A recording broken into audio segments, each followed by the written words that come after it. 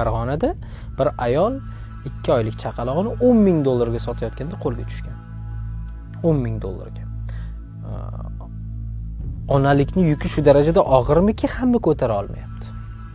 U ona emas, u maxluq. Pul uchun sotdimi, u ona emas u. U onaman demasini. Urush paytida onalarimiz bolasini sotganmi? Qiynalsa ham o'zi boqqan. Shunaqa qiyinchilikda yashagan oilalarni bilaman. Birontasi bolasini sotmagan. Bular ona deb atashi o'zi noto'g'ri. Shunchaki biznesga aylantirib qo'yishdi bolasini. Ertaga u bolaning taqdiri-chi, ertaga uni kelajagi-chi noto'g'ri qadam qo'ygan bo'lishi mumkin. Farzandni dunyoga keltirgan bo'lsa, bir davlat boqib oladi. Yaxshi bir oilalarga beradi. Butun boshli amaliyotimda 20 dan ortiq asrab olingan bolalar bilan ishlaganman. Ota-ona asrab olgan.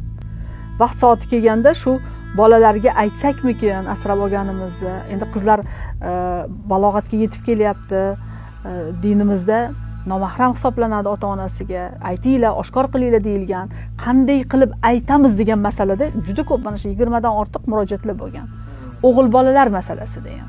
Ertaga buni ruhiyati jarohatlanib qolmasmikin, ertaga bu bizdan ko'ngli sovib ketmasmikin, ertaga ota-onamni topib ber deb to'polon qilmasmikin degan bir savollar, istiholali savollar bilan murojaat qilishgan. Ishlaganmiz hammasini, lekin juda qiyinchilik bilan oshkor qilganmiz. Aytish kerak.